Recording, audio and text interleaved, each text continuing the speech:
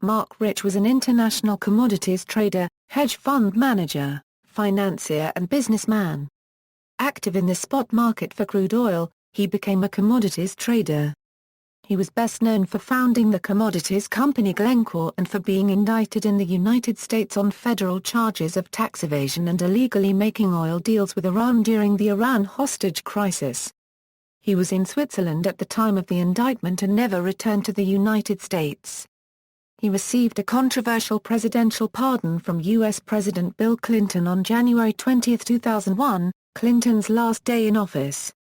Early life, marriage and career. Rich was born in 1934 to a Jewish family in Antwerp, Belgium.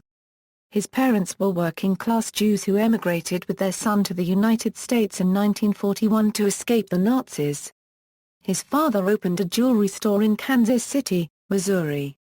The family moved to Queens, New York City in 1950, where Rich's father started a company that imported Bengali jute to make burlap bags. Rich's father later started a business trading agricultural products and helped found the American Bolivian Bank. Rich attended high school at the Rhodes Preparatory School in Manhattan. He later attended New York University, but dropped out after one semester to go work for Philip Brothers in 1954. He worked as a commodities trader for his father, who sought to build an American manufacturing fortune through burlap sack production. Rich married Denise Eisenberg, a songwriter and heir to a New England shoe manufacturing fortune, in 1966. They had 3 children, one of whom, Gabrielle Rich Aouad, died at age 27 of leukemia in 1996. The couple divorced in 1996. She continued to use the name Denise Rich. 6 months later he married Gisela Rossi, although that marriage also ended in divorce, in 2005. He worked with Philippe Brothers, a dealer in metals, learning about the international raw materials markets and commercial trading with poor, Third World nations.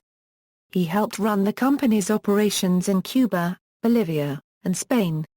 In 1974 he and co-worker Pincus Green set up their own company in Switzerland, Marc Rich and Company AG, which would later become Glencore Strata plc. Nicknamed the King of Oil by his business partners, Rich has been said to have expanded the spot market for crude oil in the early 1970s, drawing business away from the larger established oil companies that had relied on traditional long-term contracts for future purchases. As Andrew Hill of the Financial Times put it, Rich Euro unregistered trademark's key insight was that oil Euro, and other raw materials Euro could be traded with less capital, and fewer assets, than the big oil producers thought, if backed by bank finance. It was this highly leveraged business model that became the template for modern traders, including Trafigura, Vitol, and Glencore. His tutelage under Philip Brothers afforded Rich the opportunity to develop relationships with various dictatorial raw copyright regimes and embargoed nations. Rich would later tell biographer Daniel Ammon that he had made his most important and most profitable business deals by violating international trade embargoes and doing business with the apartheid regime of South Africa. He also counted Fidel Castro's Cuba, Marxist Angola, the Nicaraguan Sandinistas, Muammar Gaddafi's Libya, Nicolo Ceausescu's Romania, and Augusto Pinochet's Chile among the clients he serviced. According to Ammon, he had no regrets whatsoever. He used to say, "I deliver a service. People want to sell oil to me and other people wanted to buy oil from me. I am a businessman, not a politician." One of his biggest market coups came during the 1973 to 1974 Arab oil embargo, when he used his Middle Eastern contacts to circumvent the embargo and buy crude oil from Iran and Iraq. After purchasing the crude for roughly $12 per barrel, Rich doubled the price and sold it to supply-starved U.S. oil companies. Later, following the overthrow of Mohammad Reza Pahlavi, the Shah of Iran, during the Iranian Revolution in 1979, Rich used his special relationship with Ayatollah Khomeini, the leader of the revolution, to buy oil from Iran despite the American embargo. Iran would become Rich's most important supplier of crude oil for more than 15 years. Due to his good relationship with Iran, Rich helped give Mossad a Euro unregistered trademark's agents contacts in Iran. His company, Marc Rich Real Estate GmbH, is involved in large developer projects. Rich was accused of being involved with the Bank of Credit and Commerce International. Rich and Marvin Davis bought 20th Century Fox in 1981. With Rich a fugitive, Davies sold Rich's interest to Rupert Murdoch for $250 million in March 1984. Net worth: Forbes reported Rich had a net worth of $1.0 billion as of 2010. U.S. indictment and controversial pardon: in 1983 Rich and partner Pincus Green were indicted on 65 criminal counts, including income tax evasion, wire fraud, racketeering, and trading with Iran during the oil embargo. The charges would have led to a sentence of more than 300 years in prison had Rich been convicted on all counts. The indictment was filed by then U.S.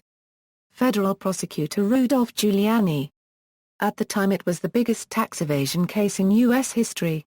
Hearing of the plans for the indictment, Rich fled to Switzerland and, always insisting that he was not guilty, never returned to the U.S. to answer the charges. Rich's companies eventually pled guilty to 35 counts of tax evasion and paid $90 million in fines, although Rich himself remained on the Federal Bureau of Investigation's 10 Most Wanted Fugitives list for many years, narrowly evading capture in Britain, Germany, Finland, and Jamaica. Fearing arrest, he did not even return to the United States to attend his daughter's funeral in 1996. On January 20, 2001, hours before leaving office, U.S. President Bill Clinton granted Rich what would prove to be a highly controversial presidential pardon. Several of Clinton's strongest supporters distanced themselves from the decision. Former President Jimmy Carter, a fellow Democrat, said, "I don't think there is any doubt that some of the factors in his pardon were attributable to his large gifts. In my opinion, that was disgraceful." Clinton himself would later express regret for issuing the pardon, saying that it wasn't worth the damage to my reputation. Clinton's critics alleged that Rich's pardon had been bought, as Denise Rich had given more than $1 million to Clinton's political party, including more than $100,000 to the Senate campaign of the president's wife, Hillary Rodham Clinton, and $450,000 to the Clinton Library Foundation during Clinton's time in office. Clinton explained his decision by noting that similar cases were settled in civil, not criminal court. Clinton also cited clemency pleas he had received from Israeli government officials, including then Prime Minister Ehud Barak. Rich had made substantial donations to Israeli charitable foundations over the years, and many senior Israeli officials, such as Shimon Peres and Ehud Olmert, argued on his behalf behind the scenes. Federal prosecutor Mary Jo White was appointed to investigate Clinton's last-minute pardon of Rich. She stepped down before the investigation was finished and was replaced by James Comey, who was critical of Clinton's pardons and of then-Deputy Attorney General Eric Holder's pardon recommendation. Rich's lawyer, Jack Quinn, had previously been Clinton's White House counsel and chief of staff to Clinton's Vice President, Al Gore, and had had a close relationship with Holder. According to Quinn, Holder had advised that standard procedures be bypassed and the pardon petition be submitted directly to the White House. Congressional investigations were also launched. Clinton's top advisers, Chief of Staff John Podesta, White House counsel Beth Nolan, and advisor Bruce Lindsey, testified that nearly all of the White House staff advising the president on the pardon request had urged Clinton to not grant Rich a pardon. Federal investigators ultimately found no evidence of criminal activity. As a condition of the pardon, it was made clear that Rich would drop all procedural defenses against any civil actions brought against him by the United States upon his return there. That condition was consistent with the position that his alleged wrongdoing warranted only civil penalties, not criminal punishment. Rich never returned to the United States. In a February 18, 2001 op-ed essay in the New York Times, Clinton explained why he had pardoned Rich, noting that U.S. tax professors Bernard Wolfman of the Harvard Law School and Martin Ginsburg of Georgetown University Law Center had concluded that no crime had been committed, and that Rich's company's tax reporting position had been reasonable.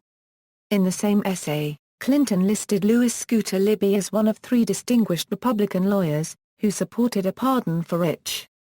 During congressional hearings after Rich's pardon, Libby, who had represented Rich from 1985 until the spring of 2000, denied that Rich had violated the tax laws but criticized him for trading with Iran at a time when that country was holding U.S. hostages.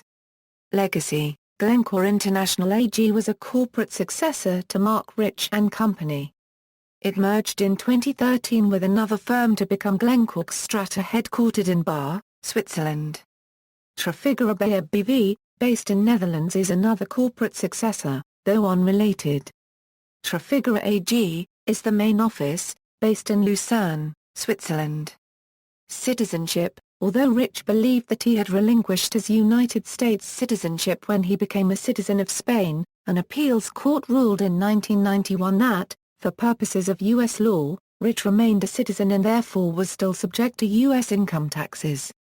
He also held Belgian, Bolivian, Israeli, and Spanish passports. Private life: after spending several years in Zug, Switzerland, Rich moved to Meggen, a city in the canton of Lucerne, Switzerland, residing in a house called La Villa Rose on the shores of Swiss Lake Lucerne, where he zealously guarded his privacy.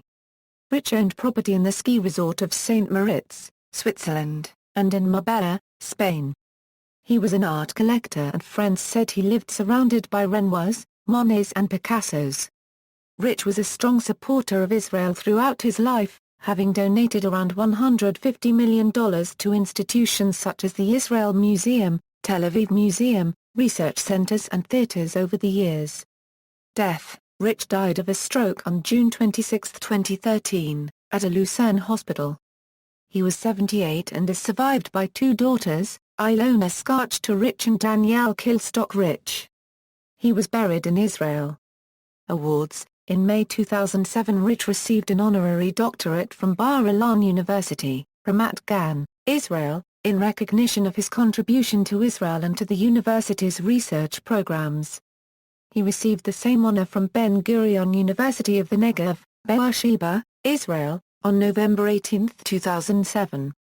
The Chaim Sheba Medical Center at Tel HaZomer in suburban Tel Aviv, Israel, honored Rich with the Sheba Humanitarian Award 2008.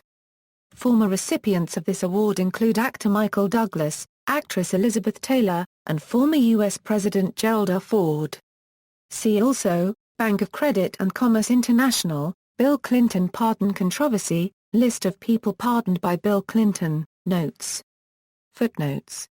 Additional sources: Coperters, A. Craig. Metal Men, Marc Rich and the $10 Billion Scam. New York, Putnam. ISBN A0-399-13078-0. Ammon, Daniel.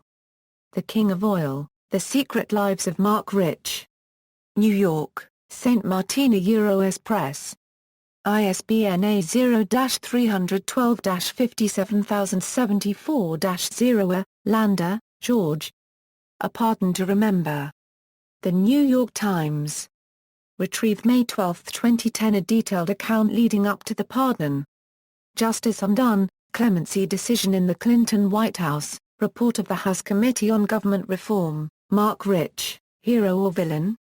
BBC News, Thursday, February 15, 2001, The Rich Boys Business Week, The Businesses of Juan Carlos I, website King of Oil, http www.guardian.co/201117/Glencore denies copper tax allegations. The Economist, July 6, 2013, obituary Marc Rich, King of Commodities, died on June 26, aged 78.